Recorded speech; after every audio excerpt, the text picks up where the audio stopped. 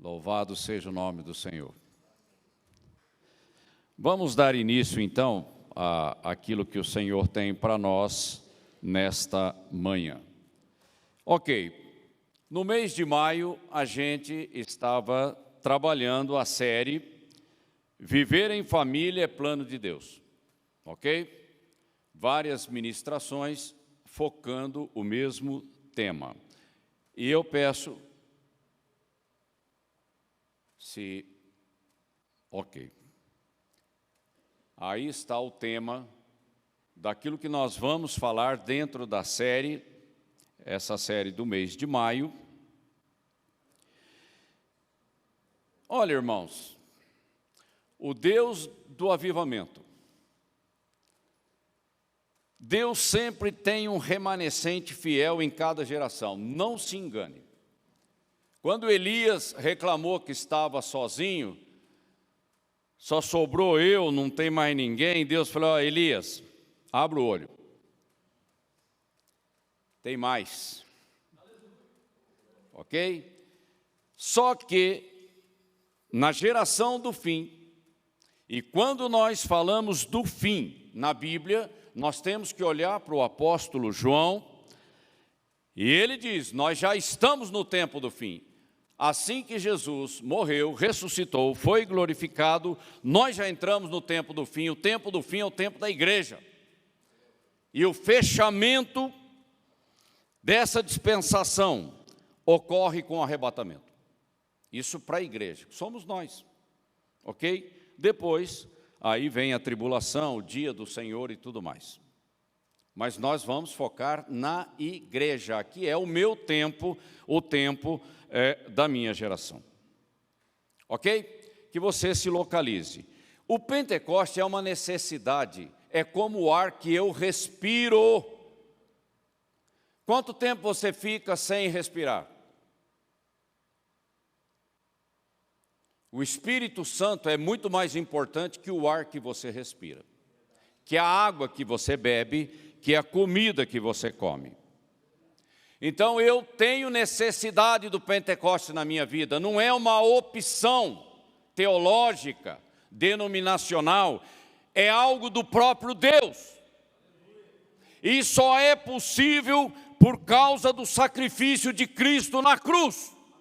Eu não posso separar as coisas. Jesus, Ele mesmo disse: convém que eu vá, para que Ele venha. A promessa do Pai, Jesus envia a promessa do Pai. Sem o sacrifício na cruz, não teria nada disso. Por isso, toda a honra e toda a glória ao Senhor Jesus Cristo. Agora, a urgência do Pentecoste é para a minha geração. Eu estou no tempo do fim da igreja na terra. O arrebatamento está às portas. E lá no livro de Apocalipse, Jesus já dizia: cedo venho, breve venho. Ele já falava isso há 2000 anos atrás. Imagine agora, quando os sinais estão convergindo diante dos nossos olhos. Só não enxerga quem não quer. Então, a urgência do Pentecostes tem a ver com a minha geração, comigo e com você que está me ouvindo. O Pentecostes tem que começar em mim. Erga sua mão direita. Eu sou o começo de tudo. Ok? Estando avivado, cheio do Espírito, eu influencio a minha família. Como é que uma pessoa fria espiritualmente vai influenciar a família, vai influenciar os vizinhos, vai evangelizar lá na rua? Não vai! Não vai! É preciso estar cheio do Espírito, e nós vamos estar falando sobre isso. E a igreja, seja ela igreja local, aonde ela estiver, sem o vento do Espírito Santo passando por ali, aquela igreja é apenas uma estrutura de tijolo, de concreto e tudo mais. Porque a igreja tem a ver com pessoas, e o Espírito Santo não trabalha em tijolo, em ferragem. O Espírito Santo trabalha no teu coração. E nós precisamos da unção do Espírito Santo para cumprir a grande comissão. Ide e fazei discípulos de todas as nações. Não é na tua força, é no poder, na unção, na sabedoria do Espírito Santo. Porque senão acaba virando religiosidade. E não é isso o que nós queremos, ok? Vamos ver o segundo slide, aí nós vamos entrar naquilo que a gente pretende trazer hoje. Vamos lembrar um pouquinho da tradição judaica. O ano judaico, que nós estamos hoje, no calendário judaico, 5.783. Esse é o ano, no calendário deles. Ele começou dia 26 de setembro de 2022, ao pôr do sol, porque é assim que o judeu conta, até o dia 15 de setembro de 2023, nós estamos no ano 5.783. E o ano de 5.784 começa ao pôr do sol do dia 15 de setembro de 2023 e vai até o dia 2 de outubro de 2024. Ok? Só para trazer a lembrança de vocês. As festas solenes do Senhor, sejam festas da primavera, sejam festas do outono.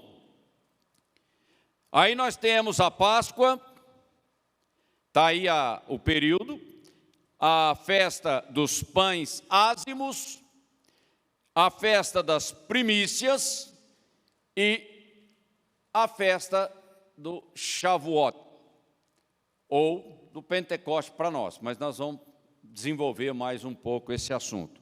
Porque para o judeu, ele está comemorando a festa da Torá, dos 10 mandamentos que eles receberam.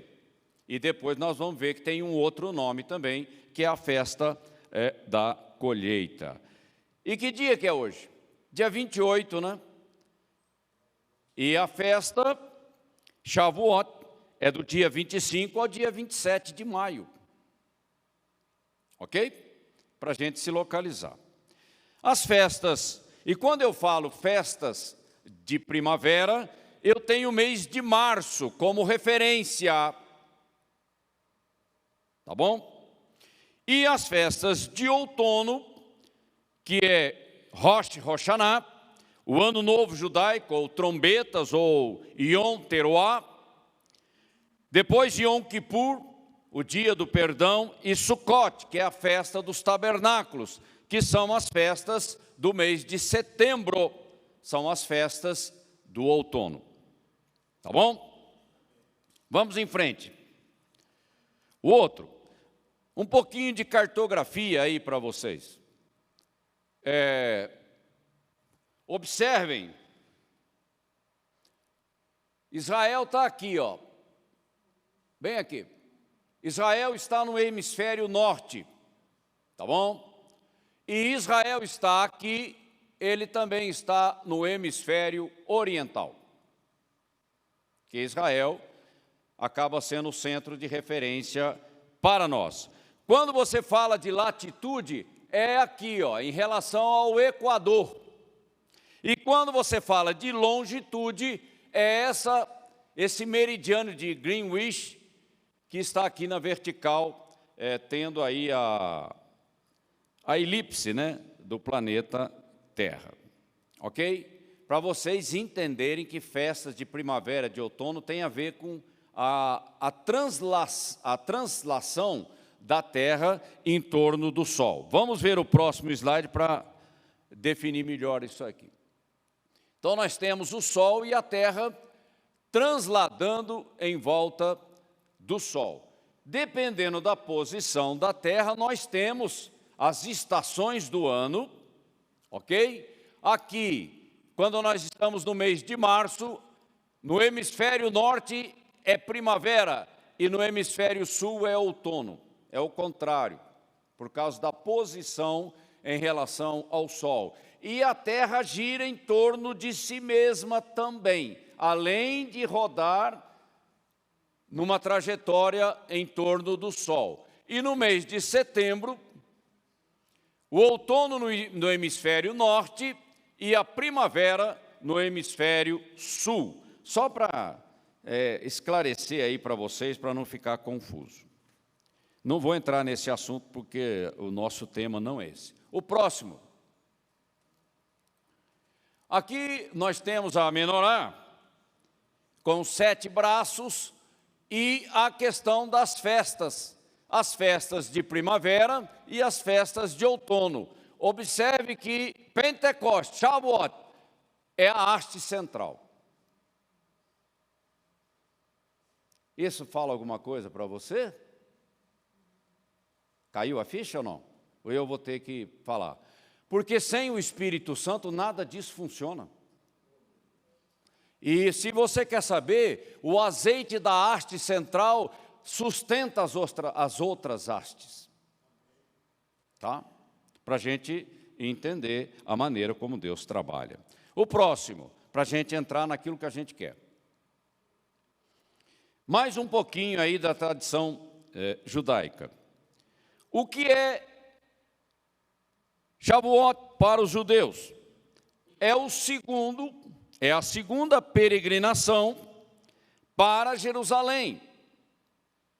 Ok? Nós temos a Páscoa, Shavuot e Sukkot. São as 3 festas que todo homem judeu tem que comparecer em Jerusalém. Ok? E foi exatamente o que aconteceu no livro de Atos. Nós vamos ver lá. E Shavuot significa 7 semanas. A questão da contagem de Homer, que são 49 dias, e no 50º dia você comemora o Pentecoste. Só para vocês entenderem a questão da tradição bíblica, da tradição judaica. O próximo. Agora vamos entrar no português que a gente conhece, Pentecoste. Essa não era o nome ali no Antigo Testamento da comemoração dessa festa. Ok? Na verdade, eles traduziam como festa da colheita ou da cega. Ok? Não era conhecido como Pentecoste. Tinha contagem de Homer, mas não era esse o nome que era usado. E vocês veem aí no texto de Levítico, capítulo 23, versículos 15 e 16. Contem 7 semanas a partir do dia imediatamente após o sábado, a partir do dia em que trouxerem um feixe da oferta movida, deverão ser semanas inteiras de 7 dias, até o dia que vem depois do 7º sábado da 7ª semana. Contem 50 dias, então apresentem nova oferta de cereais ao Senhor. Então está aí, e tem outros versículos citados ali, para substanciar o que nós estamos falando. Agora vamos trazer para nós, que é o que interessa. Próximo slide. Para nós quem? De quem eu estou falando? Estou falando da igreja. Sabe, irmãos, quando eu olho para a Bíblia, eu tenho que me localizar. Eu não faço parte dos santos do Antigo Testamento, não é o meu grupo. Vocês estão entendendo? Eu não olho para os mártires da grande tribulação, porque não é o meu grupo. O meu grupo se chama Corpo de Cristo, Igreja. Tá bom? Cada um no seu grupo aí, vendo a maneira como Deus trabalha. Bom, quando eu falo de Pentecoste para a igreja, eu estou falando de algo espiritual. Não é simplesmente uma festa. É o Espírito Santo, porque sem Ele não acontece nada. Nem nascer de novo eu consigo. Ok? Então, o significado é sobrenatural, é espiritual. Não é físico, de uma festa que eu vejo, os meus sentidos captam. Não, é o mover do Espírito Santo em mim, na minha família, na minha igreja, influenciando a nação onde eu estou. É algo sobrenatural. E o que isso significa para mim, para você? Power!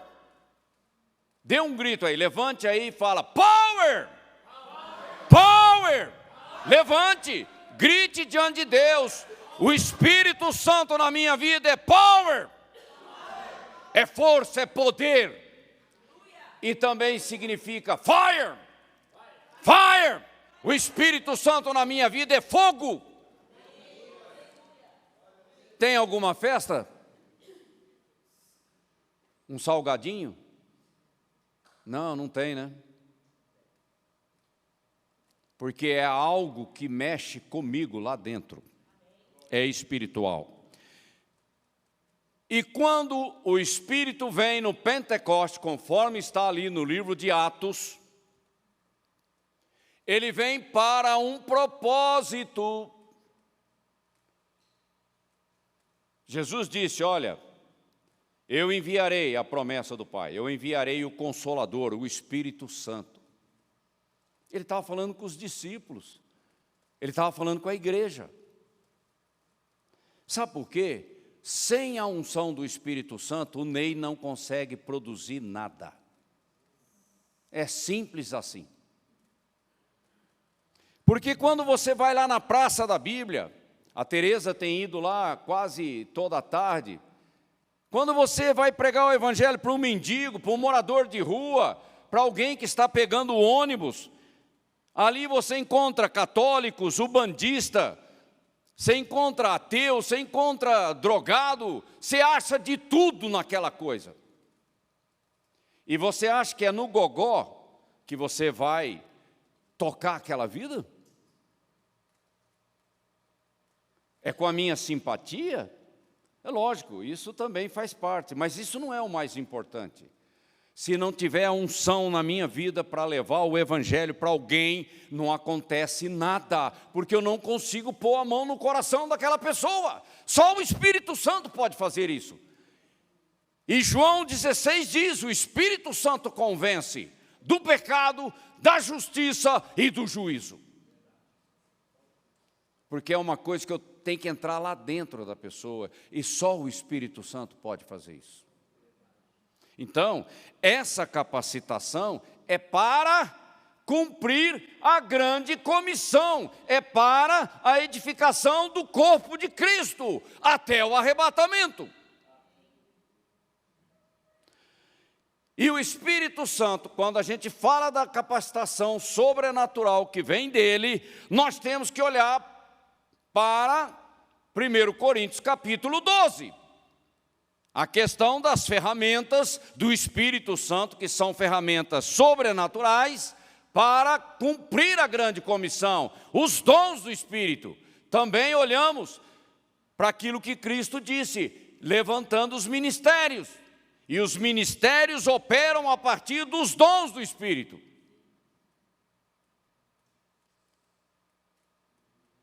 Aquela igreja que veio da reforma, muito tradicional, muito denominacional, muito certinha no seu quadradinho, ela está esgotada.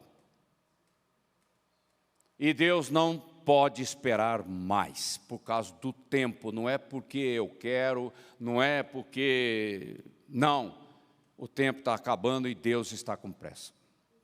Eu me lembro daquilo que o profeta disse: se você não consegue correr com homens, como é que você vai competir com cavalos?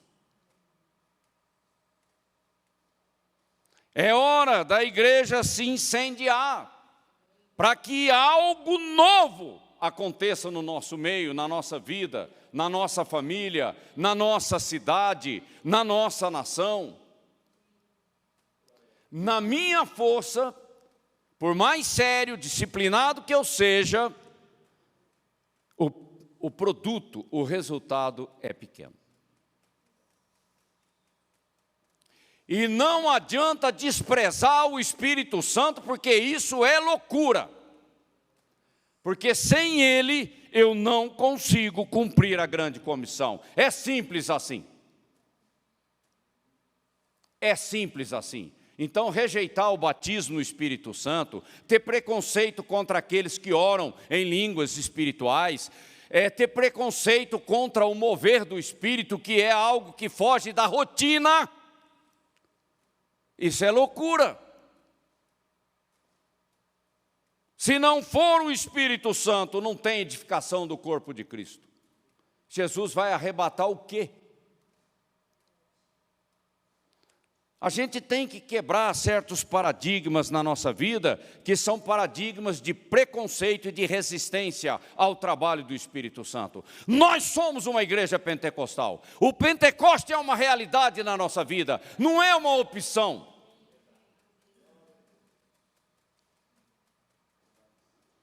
E até mesmo na igreja católica, o Espírito Santo tem se movido lá no meio dos carismáticos. Aonde tem um coração quebrantado, o Espírito Santo não despreza, ele trabalha. Ok? Aí o texto de Atos capítulo 2, do versículo 1 a 4, passagem bastante conhecida, que diz o seguinte: ao cumprir-se o dia de Pentecostes, estavam todos reunidos no mesmo lugar. Quem? Os discípulos de Cristo, que estavam no cenáculo, aguardando a promessa do Pai, conforme determinação do Senhor Jesus Cristo glorificado, antes da sua ascensão. Discípulo tem que obedecer a palavra do Mestre. Se for para ficar teologizando, você se perde. Tá bom? De repente, estavam em oração. Agora, quantos dias eles ficavam orando? No cenáculo, não é em casa, não. Jesus mandou ir para o cenáculo. Vai para o cenáculo, vai orar. Jesus, depois da sua ressurreição, ele apareceu aos discípulos 40 dias, por 40 dias.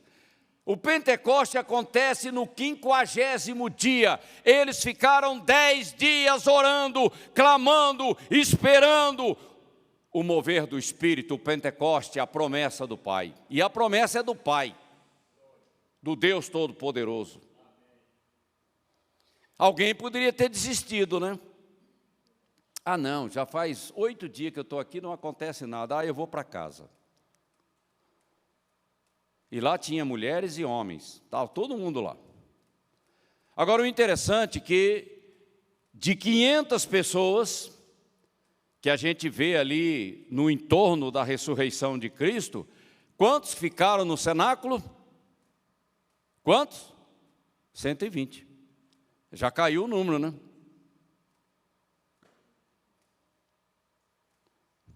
Perseverança. De repente veio do céu um som, barulho. O Espírito Santo gosta de fazer barulho, é assim que ele trabalha. Como de um vento impetuoso, uma coisa extraordinária. E encheu toda a casa onde eles estavam sentados, orando, ou prostrados, enfim, não interessa. E apareceram, distribuídas entre eles, línguas como de fogo. Ah, incêndio! Fire! Fire!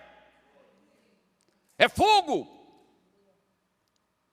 As quais pousaram sobre cada um deles. É pessoal. Cada um,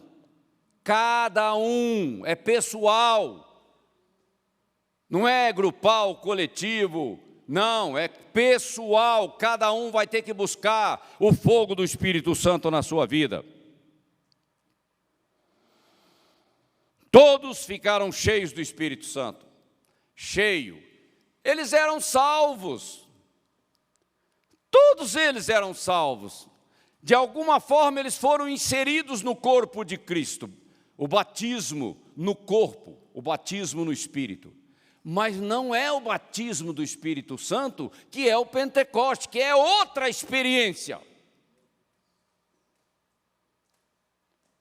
Se a gente não fizer essa diferença, a gente se perde. Aí a gente vai ficar igual aos tradicionais. Ah, isso aconteceu só lá no livro de Atos. Ah, isso não acontece mais. Ah, isso acabou. Ah, isso não existe. Mentira! Porque foi assim que Deus estabeleceu o modus operandi da igreja. Todos ficaram cheios do Espírito Santo e começaram a orar em línguas, línguas espirituais. É coisa do Espírito. É uma evidência que Deus dá para que a gente possa perceber. Segundo, o Espírito lhes concedia que falassem. Ou seja, tudo vem do céu. O Ney não consegue inventar nada. Ok? Essa é a experiência da igreja.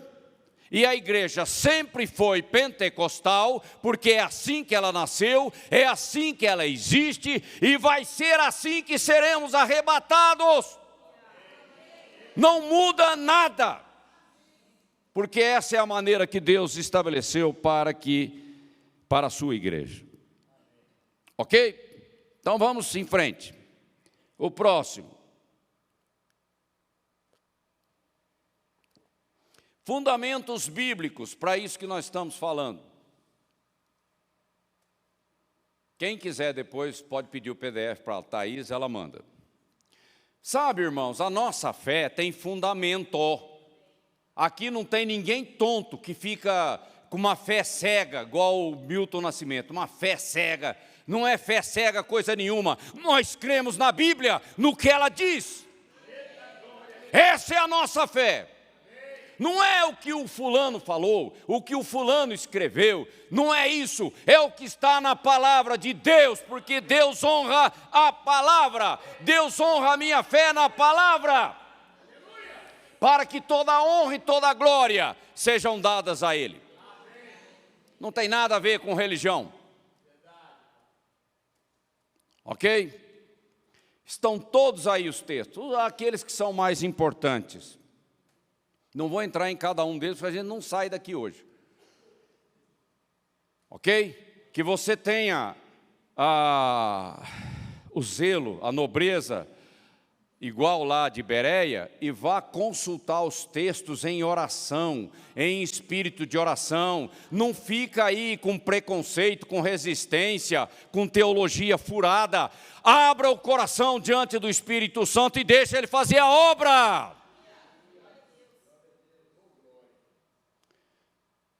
Sabe, eu quando me converti em 1989, fui para uma igreja, Assembleia de Deus, lá na cidade de Serrania, no sul de Minas, perto de Alfenas. Eles já eram pentecostais. Mas ninguém orava em línguas. Não teve nenhum batismo no Espírito Santo. O negócio estava, sabe aquela fogueira que está apagando? Virando tradicional, rotina. Aí chega esse cara aqui, que veio do mundo, e fala, não gente, precisamos fazer vigílias e buscar o batismo no Espírito Santo. Eu que tinha preconceito contra o Pentecoste. Eu achava que os pentecostais era tudo um bando de doido, de fanático. É coisa de pobre, gente ignorante, não é? Preconceito, resistência, mentira, uma informação atravessada na tua mente. Falei, não, vamos buscar o Espírito Santo, vamos fazer vigília. Aí começamos, viu, Adão? Ir para o monte. E é sempre por volta de meia-noite. Aí vigília nas casas, mas no meio do mato.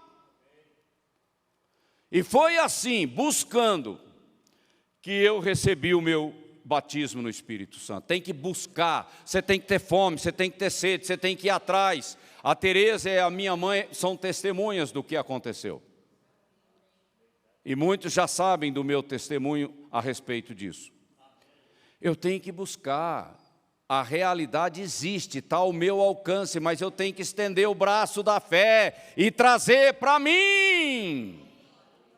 Não é você que vai converter os teus familiares, não é você que vai mudar a realidade dos teus filhos, é o Espírito Santo. E o Espírito Santo quer usar a mim como canal, porque o Espírito Santo precisa de um corpo na terra para trabalhar, assim como os demônios também. É uma guerra espiritual por altares. Só que a minha vida agora está no altar de Deus, está no altar do Espírito Santo. E a força que eu tenho não é minha, vem do céu, vem do Pai. O Pai, a promessa é do Pai. E Jesus pagou o preço na cruz para que a promessa se tornasse realidade na vida de cada um que crê, que busca. Os textos estão aí. Eu acho um absurdo alguém defender a tese do cessacionismo. Ah, essa coisa aí de Pentecostes já acabou, isso já não existe mais, isso já deixou. Nunca vi uma mentira tão grande do diabo, e às vezes no meio da igreja. Deus não muda a sua maneira de trabalhar.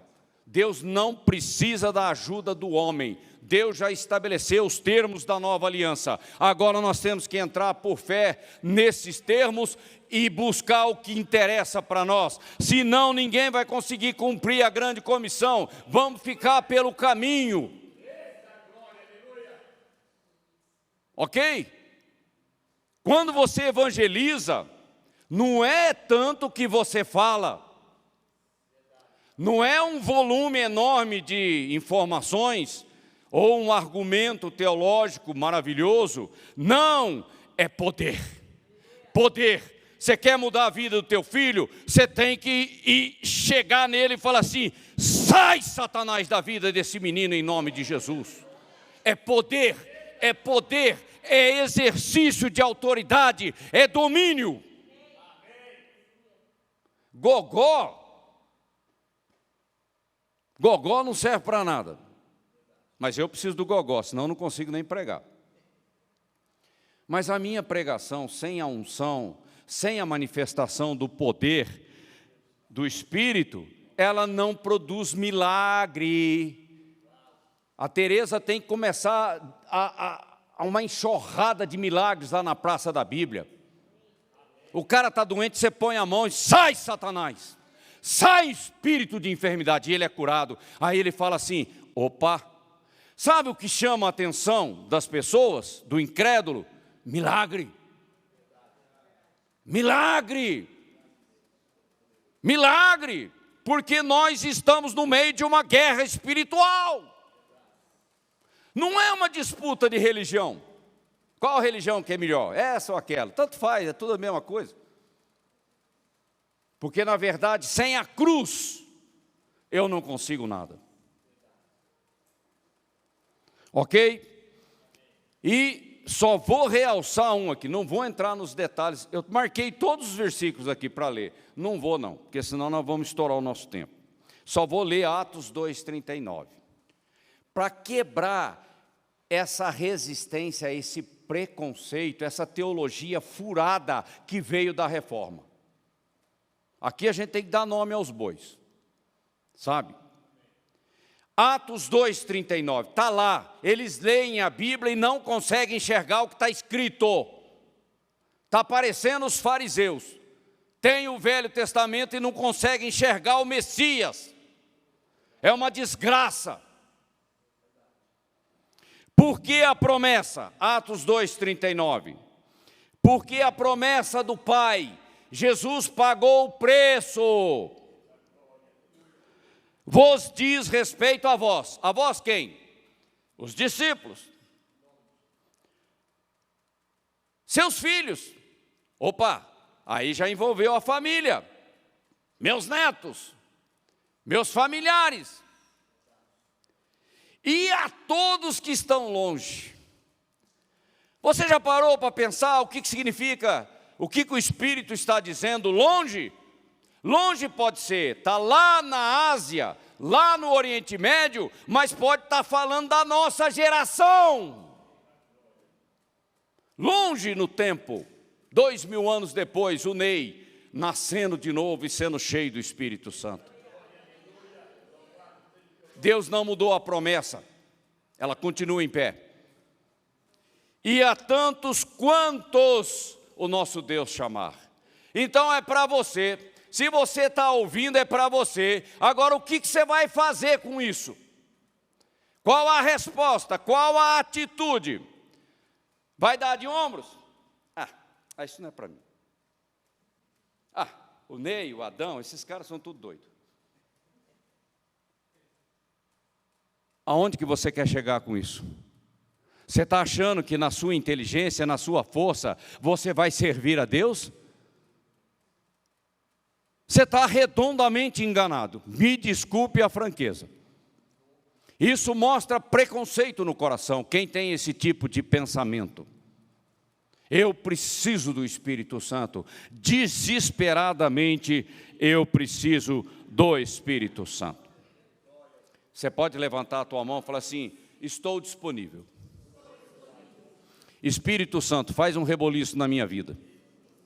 É reboliço mesmo, cara. Não. Levanta a mão. Nada de segurar aqui, não. É aqui, ó. Oh, Deus, pega a minha mão. Muda a minha vida. O velho Ney, ele é incompetente para as coisas espirituais. Viu, Toninho? Esse negócio de a nossa vida como um vapor que vai embora, aqui ninguém morre. Aqui ninguém morre enquanto não cumprir o chamado de Deus para a vida dele. Começando pela pastora Valdiva, não morre. Não morre. Enquanto eu sou útil na casa de Deus, eu estou vivo. Vivo para Deus. Vivo para a glória de Deus. Só morre quem já está meio morto, né? Porque a fé reage. Mas se Deus quiser nos levar, morrer é melhor, não é? Caramba, minha mãe deve estar numa boa lá no céu, né? Quem sabe, né? Mas aí a minha consciência diz assim: você pode ir mais longe que a sua mãe e fazer muito mais por mim. E eu ainda tenho filhos, tem vocês, tem essas pessoas que estão perdidas na rua, ainda tem muito trabalho para fazer. E aí você quer ficar deprimido, triste, desanimado, quando tem tanta coisa para fazer? Vamos morrer igual Jacó, né? Deita lá e pumba, foi embora. Não é? Ô Tânia, é mais ou menos parecido com a Dona Maria, não foi? Senta no sofá e pumba. Maria, sobe para cá. Vem para cá. Ela vai. Gente, enquanto tiver coisa para fazer, a gente não morre. Ok?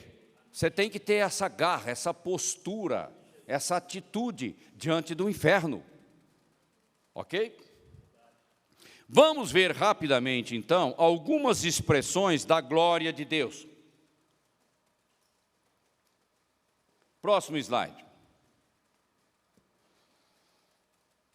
Uma imagem, às vezes, fala mais do que o Ney gritando aqui 1 hora. Deus vai envergonhar o diabo. Ele é especialista nesse negócio. O diabo tem destruído os jovens, mas Deus vai levantar uma geração de jovens num poder, num fogo que a gente não vai acreditar.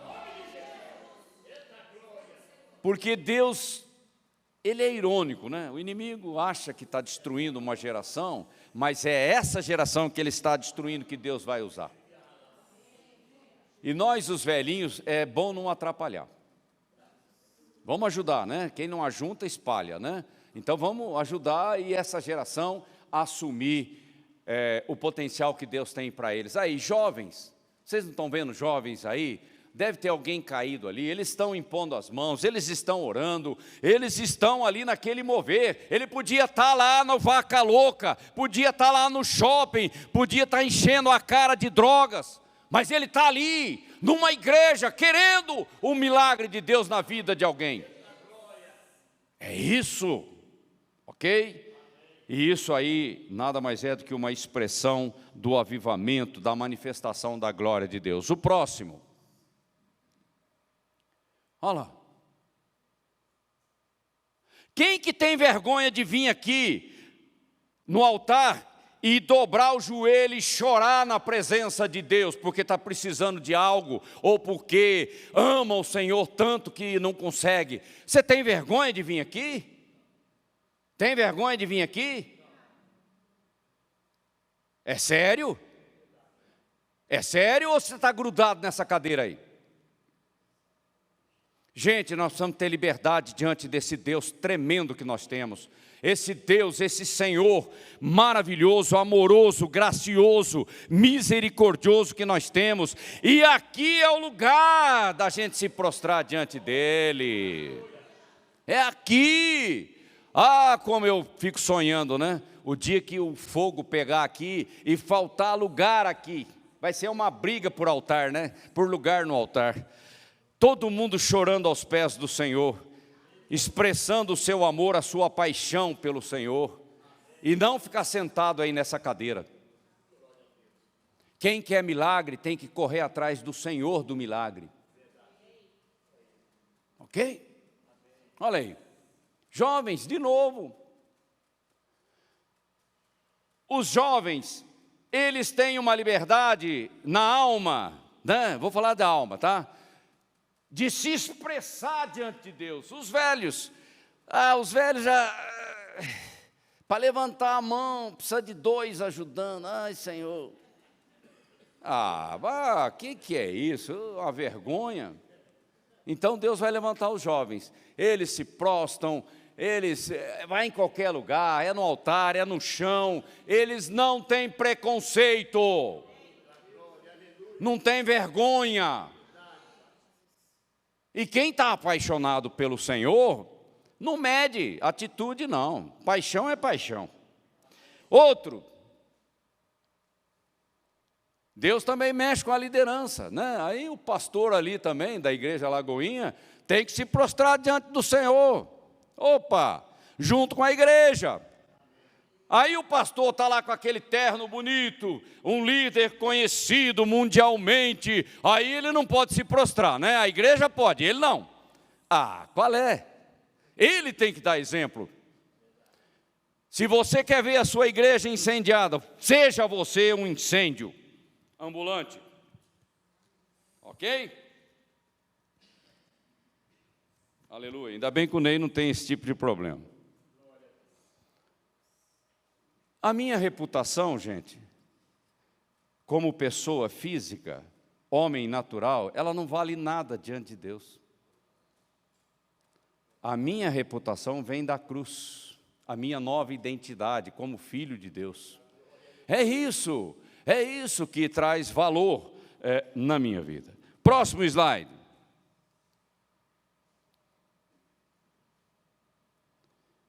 Nós vamos ter que orar por problema de articulação, bursite, eu sei lá, eu vou ter que... Deus vai ter que fazer uma obra aqui. Adão, levanta os dois braços para o céu. Aí, ó.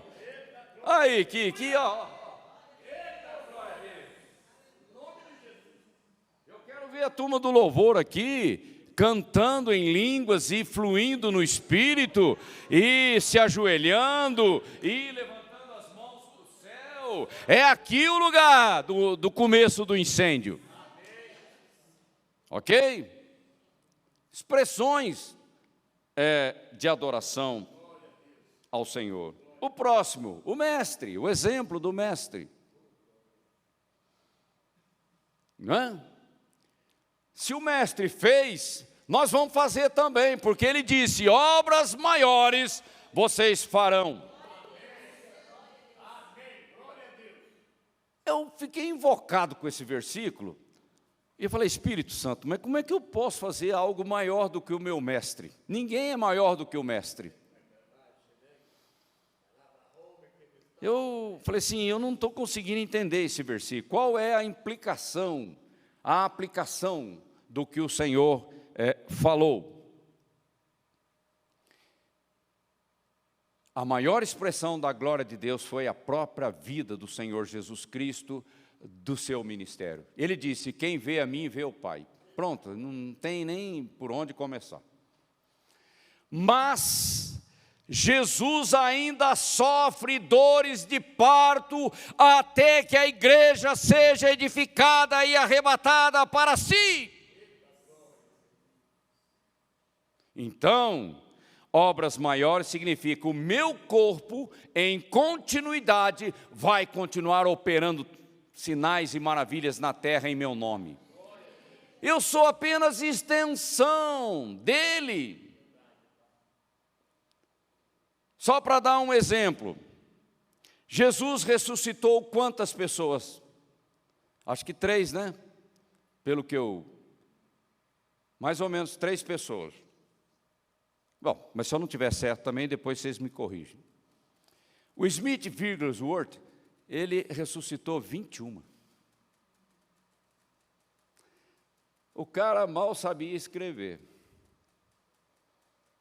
Mas quando a unção vem, o inferno não consegue impedir. Eu já contei isso aqui, o pastor Paulo Canuto, quando ele se converteu, vindo do meio dos bandidos e das drogas, ele descobriu que a igreja, os crentes vão operar a ressurreição de mortos. Esse doido saía pela cidade procurando aonde tinha enterro. Chegava lá, pedia licença para a família para orar para o morto. Levanta em nome de Jesus. Ele fez isso muitas vezes. Aí ele via que o morto não levantava, ele ia embora. Mas teve um dia que ele chegou no enterro, pediu licença, a família autorizou, pode orar, ué. E ele falou: levanta em nome de Jesus, e o cara levantou. O cara levantou e pôs a mão na cabeça e falou assim: missionário Paulo, o anjo já estava me levando para a glória, e ele parou no meio do caminho e falou: você vai ter que voltar, porque eu vou ter que atender a oração daquele homem.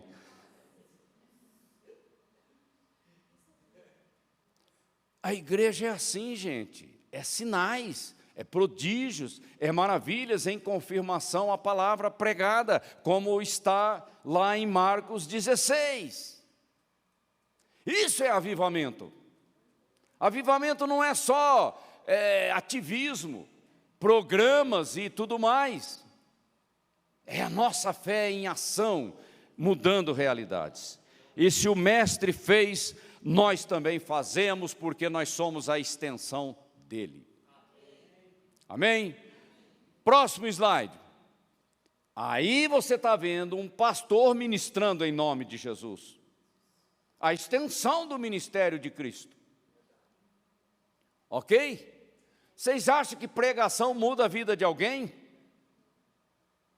Pregação incomoda. Mas o milagre mexe com a incredulidade. Porque quando você vê o impossível de Deus, a tua incredulidade é quebrada. Aí você fala: Deus existe. Não é religião. O meu Deus, o Deus da Bíblia, existe. E o nome de Jesus tem poder. Porque nós oramos em nome de Jesus, nós expulsamos demônios em nome de Jesus, nós ministramos as pessoas em nome de Jesus. Você já viu alguém orar por alguém? olha, em nome do apóstolo Paulo que já morreu, ser curado. Não vai funcionar não. Em nome de Maria, mãe de Jesus, mulher agraciada por Deus, sai desse leito de enfermidade, não vai acontecer nada. Porque a Bíblia diz, em meu nome, o nome de Jesus Cristo, o Galileu, o Nazareno, é nesse nome que Deus opera, ou seja, o Espírito de Deus. Amém? Vamos fechar então o nosso estudo.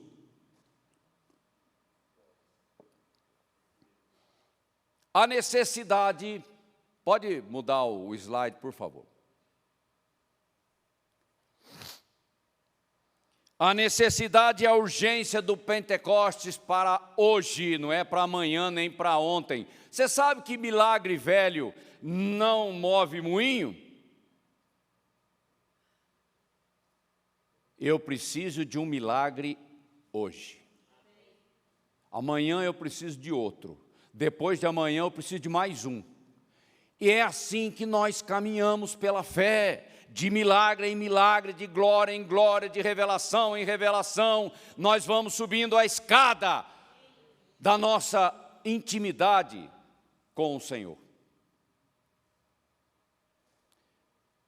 Tem que subir a escada, né, Nathalie?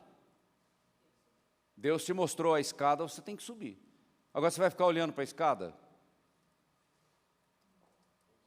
Atitudes de fé para subir a escada. Aí nós temos os textos que mostram a necessidade do Pentecoste para nós hoje. Nós temos Mateus 28, a grande comissão, Marcos 16, falando da grande comissão, Lucas 24, Jesus falando para os discípulos, vão para o cenáculo e esperem a promessa do Pai, vocês serão revestidos de poder para fazer a obra do ministério. Está na Bíblia, não precisa ficar pensando muito. João 14 também fala, Jesus falando aos discípulos, olha, a promessa do Pai, eu enviarei o Espírito Santo, o Consolador, o Espírito da verdade, o Espírito do power, o Espírito do fire. É disso que nós precisamos, ok? E Atos 1:8. E recebereis poder ao descer sobre vós o Espírito Santo. Batismo no Espírito Santo é uma necessidade. Não é um brindezinho que eu compro no shopping. Né? Não. Eu não existo como crente sem o Espírito Santo. A igreja não existe sem o Espírito Santo. E ninguém cumpre a grande comissão, a edificação do corpo de Cristo para o arrebatamento, sem o Espírito Santo.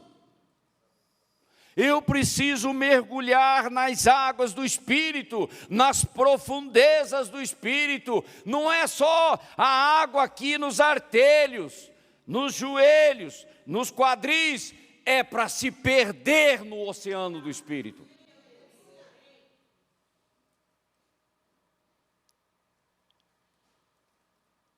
E eu tenho que influenciar a minha família, mas fraco na fé, frio espiritualmente, você quer influenciar a sua família? Você quer influenciar a tua igreja, que precisa de você, da sua influência? Você quer influenciar a cidade de Mogi das Cruzes, a nação brasileira? Sem o Espírito, não dá. E há uma interconexão, uma influência dinâmica entre eu, a minha família, a minha igreja, a minha cidade, a minha nação. A igreja me influencia e eu influencio a igreja. É uma mão de duas vias. Então não faz sentido eu ficar criticando a nossa igreja local. É uma igreja fria, lá não acontece nada, o pastor Ney, não dá para escutar esse cara. Olha, você está por fora, você ainda não entendeu que você tem que trazer a chama do avivamento para dentro dessa igreja. Você está olhando para os outros e está se esquecendo de olhar para você. Qual a minha contribuição para que esta igreja seja incendiada e seja uma bênção na terra? Eu tenho que trazer para mim a responsabilidade, ok? E eu leio aqui 1 Coríntios capítulo 2, versículo 3 a 5.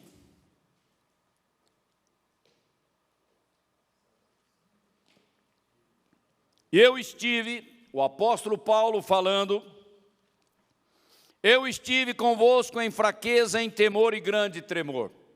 Como homem, um simples homem, é com dificuldade que a gente bota o pé na estrada. E a minha palavra, e a minha pregação, ou seja, ministério, não consistiram em palavras persuasivas de sabedoria humana. Não é com oratória, não. Mas em demonstração de espírito e de poder. Olha aí. Se o apóstolo Paulo está falando isso, eu vou falar o quê? O Ney vai falar o quê? Eu tenho que falar a mesma coisa. Para que a vossa fé, olha a finalidade, o objetivo, não se apoiasse em sabedoria de homens, mas no poder de Deus. O que é que sustenta a minha fé e que fundamenta a minha fé? O milagre, o poder de Deus. Amém? Amém. Glória a Deus. Aleluia. Aleluia. Que Deus faça algo tremendo na tua vida. Receba isso. Caia por terra todo preconceito, toda resistência ao trabalho sobrenatural, inesperado, extraordinário do Espírito Santo na minha vida, na minha família, nos meus relacionamentos, na minha igreja, na minha cidade, na minha nação. Que o Espírito Santo me capacite nesta geração a ser um incêndio na terra. O fogo da glória de Deus, o Shekinah de Deus queimando a minha vida e influenciando todos os meus relacionamentos.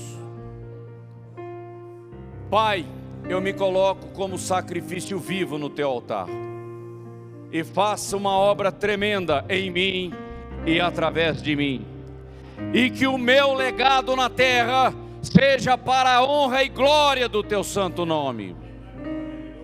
Enquanto eu estiver vivo aqui neste lugar, nesta geração, eu quero ser um instrumento de poder na tua casa. Que o amor de Deus te sustente, que a graça do Senhor Jesus Cristo te ampare em todos os momentos, e que as doces consolações do Espírito Santo, a unção, a virtude do Espírito Santo esteja transformando totalmente a tua vida. E que toda honra e toda glória sejam dadas ao Senhor Jesus Cristo. Aleluia.